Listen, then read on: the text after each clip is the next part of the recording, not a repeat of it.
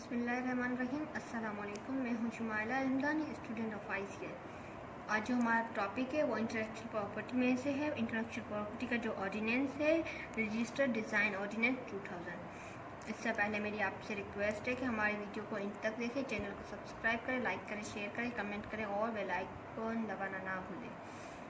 आते हैं अपनी वीडियो की तरफ। जो हमारा आज का टॉपिक है रजिस्टर्ड डिज़ाइन ऑर्डिनेंस 2000।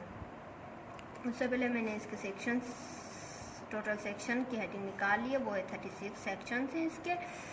और पहले मैंने जो इसका सेक्शन 2 है डेफिनेशन क्लॉज है, उसमें से थोड़ी स्पेसिफाई की है डेफिनेशन। जब डिज़ाइन ऑर्डिनेंस आप पढ़ें तो पैटर्न ऑर्डिनेंस की जो वीडियो है उसको ज़रूर देखिए, क्योंकि पैटर्न ऑर्डिनेंस डिज़ाइन ऑर्डिनेंस से कनेक्टेड है।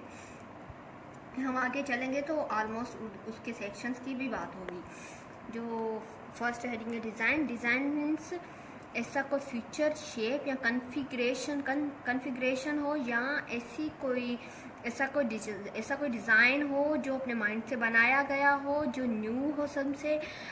जैसे कि इंटेलेक्चुअल प्रॉपर्टी की जो रिक्वायरमेंट है न्यूअलिटी होनी चाहिए, जो हमारे पैटर्न ऑर्डिनेंस में भी बताया गया है, यही भी इसमें बताया गया है कि न्यू शेप हो, न्यूअलिटी हो और कन्फिग्रेशन हो जो अप्लाई कर सकें फॉर इंडस्ट्रियल प्रोसेस के लिए, तो वो हमारा डिज़ाइन कहलाएगा। उसके बाद जो सेकंड है पैटर्न ऑफिस जो हमारे सेक्शन 4 में बताई गई है, और 4 सेक्शन जो हमारा है डिज़ाइन ऑर्डिनेंस का वो आगे चल के हम पढ़ते हैं। और रजिस्ट्रार कौन होता है? रजिस्ट्रार वो होता है जो कंट्रोलर ऑफ पैटर्न है, जो हमारे पैटर्न ऑर्डिनेंस में भी बताया गया वो as well as register officer, design का भी रजिस्टर ऑफिसर वही है। जो सेक्शन 3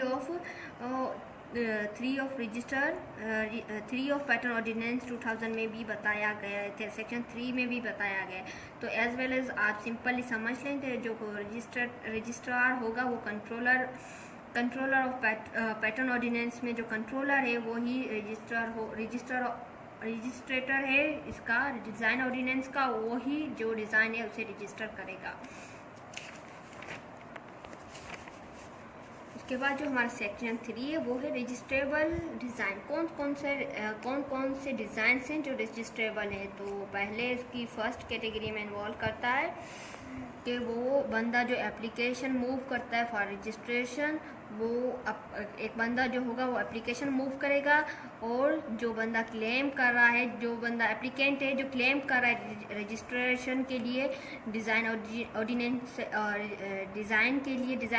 के लिए डिज़ाइन जो उन्होंने डिज़ाइन बनाया है उसके लिए जो एप्लीकेशन मूव कर रहा है वो भी रजिस्ट्रेबल डिज़ाइन में इन्वॉल्व होगा सेक्शन 3 में। उसके बाद जो हमारा सेक्शन 3 की जो सेकेंड कैटेगरी है उसमें बताया गया है वो सेम ना हो, मीन्स जो रजिस्ट्रेशन के लिए जो क्लेम करा है जो डिज़ाइन है वो सेम ना हो, वो सेम आर्टिकल ना हो, पहले से रजिस्टर ना हो, सिमिलर ना हो, कोई भी ऐसी चीज़ वो ना हो, सिमिलरिटी ना हो। अगर इस सिचुएशन में होगी तो वो क्या रिफ्यूज़ किया जाएगा। जो हमारे सेक्शन 8 और 7 में बताया गया पैटर्न ऑर्डिनेंस में कि न्यूअलिटी होना ज़रूरी है, तो न्यूअलिटी होनी चाहिए इसमें, और पब्लिक के लिए डिस्क्लोज कर सके, क्योंकि न्यू होगा, न्यूअलिटी होगी तभी तो हम डिस्क्लोज करेंगे, और पब्लिक के लिए करेंगे कि ये न्यू आर्टिकल आया है, कोई न्यू डिज़ाइन आया है, और इंडस्ट्रियल पर्पज़ के लिए भी वही होगा। जैसे फॉर एग्जांपल न्यूअलिटी कैसे कि खादी का होगा, खादी ने कोई डिज़ाइन बनाया है अपना, वो रजिस्ट्रेशन के लिए गए, और उस जो रजिस्टर ऑफिसर है उसने क्लेम किया कि ये तो ऑलरेडी सना सफ़ीना का जो है रजिस्टर है, तो इस सिचुएशन में रिफ्यूज़ हो जाएगा। फॉर एग्जांपल अगर आप दूसरी एग्जांपल लेते हैं, कोई भी सना सफ़ीना ने न्यू डिज़ाइन बनाया और वो न्यू है सबसे, वो सिमिलर नहीं है, वो उसी ने क्लेम किया, मतलब फॉर एग्जांपल उन्होंने एप्लीकेशन मूव किया फॉर रजिस्ट्रेशन। इन सिचुएशन में तीनों कैटेगरी फुलफिल होगी और फिर उनकी रजिस्ट्रेशन कंप्लीट होगी। जब रजिस्ट्रेशन कंप्लीट होगी तो हमारे माइंड में क्वेश्चन अराइज हो गया, इस्टेब्लिशमेंट ऑफ पैटर्न ऑर्डिनेंस, इसकी रजिस्ट्रेशन कहाँ पे होगी, कौन सा ऑफिस होगा, तो कौन सा ऑफिस होगा जहाँ पे यहाँ इसकी रजिस्ट्रेशन होगी। तो आपको मैं बोल चुकी हूँ कि पैटर्न ऑर्डिनेंस पढ़ ले, तो पैटर्न ऑर्डिनेंस में जो रजिस्टर पैटर्न ऑफिस है वही एज वेल एज यहाँ पे अप्लाई होगी, और यहाँ पे एक डिज़ाइन ऑर्डिनेंस है 1911 का, वो भी एप्लीकेबल होगा। वहाँ के उसके जो फंक्शंस हैं, उसके जो पावर्स हैं, जो पैटर्न ऑर्डिनेंस वाले ऑफिसर के, और जो पैटर्न ऑफिस है वो उसके, और जो डिज़ाइन ऑर्डिनेंस के सेक्शन 11 और 19 है वो भी एज वेल एज एप्लीकेबल होंगे। यहाँ पे वो एक और ऑर्डिनेंस है जो 1911 है, जिसके ईयर वो आप पढ़ लें, इजीली समझ जाएंगे। वरना आप ऐसे करें, आप मेरी लास्ट वीडियो देख लें, उसमें रजिस्टर पैटर्न ऑफिस जो है मैंने डिस्क्राइब कर लिया है, तो वहाँ से भी आप समझ जाएंगे। चलो, पहले रजिस्ट्रेबल जो डिज़ाइन तो हो गया कि किस किस सिचुएशन में रजिस्ट्रेशन हो सकती है। अब हमें प्रोसीजर कैसे पता चलेगा, उसकी प्रोसीडिंग कैसे होगी, या उसका प्रोसीजर कैसे पता चलेगा रजिस्ट्रेशन, किस किस सिचुएशन में रजिस्ट्रेशन हो सकती है हमारी। तो पहले तो उसकी न्यूअलिटी होनी चाहिए, उसका ओरिजिनल डिज़ाइन होना चाहिए, न्यू होना चाहिए और ओरिजिनल होना चाहिए। फॉर एग्जाम्पल ऐसे भी नहीं है कि किसी की हमने कॉपी की और आगे एप्लीकेशन मूव की, अब हमारे हम क्लेम करते हैं हमें रजिस्ट्रेशन दे, तो इस सिचुएशन में रजिस्ट्रेशन नहीं होगी। इसकी मेन एलिमेंट है कि पहले न्यू होना चाहिए और ओरिजिनल डिज़ाइन होना चाहिए, किसी का कॉपी भी नहीं होना चाहिए, किसी की इन्फ्रिंजमेंट भी नहीं होनी चाहिए। एज वेल एज जैसे हमारे पैटर्न ऑर्डिनेंस में बताया गया है सेक्शन 8 में है, और 7-8 जो है दोनों, उसमें जो न्यूअलिटी बताई गई है, इन्वेंशन बताया गया, वो एज वेल एज ऐसे ही फॉल करेगा हमारा डिज़ाइन ऑर्डिनेंस पे।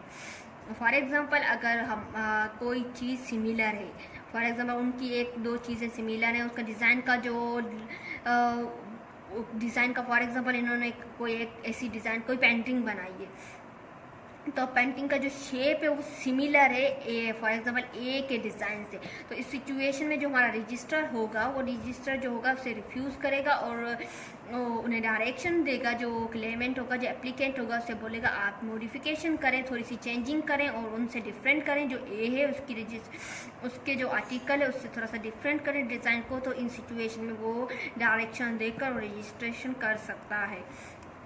और अगर इस सिचुएशन उन्होंने डायरेक्शन दी है रजिस्टर ने, अगर वो क्या करे, डिफ़ॉल्ट कर रहा है और नेग्लेक्ट कर रहा है, तो इन सिचुएशन में क्या होगा कि ये उसका रजिस्टर ऑफिसर का पावर है कि अगर वो चाहे तो टाइम भी दे सकता है, और ये सारे मैनर उसके, ये जो पावर है ग्रांटेड किया गया है हमारे रजिस्टर ऑफिसर को, अगर चाहे तो वो टाइम दे सकता है, अगर डिफ़ॉल्ट के बाद भी टाइम दे सकता है। फॉर एग्जांपल उसने 2 मंथ का टाइम दिया, 2 मंथ के अंदर आप ऐसे करें मॉडिफिकेशन कर लें अपने आर्टिकल्स की, अपने डिज़ाइन की, तो 2 मंथ के बीच में अगर वो नहीं मॉडिफिकेशन नहीं करे, फिर वो डिफ़ॉल्ट करते हैं, अगर फॉर एग्जांपल रजिस्टर ऑफिसर के पास आते हैं और अपना डिफ़ॉल्ट भी बताते हैं कि इन सिचुएशन में हमसे ये हो गया, मतलब एक्सेप्शन भी बताते हैं, और इन सिचुएशन में रजिस्टर ऑफिसर के पास ये पावर है कि वो टाइम उसे ग्रांट कर सकता है।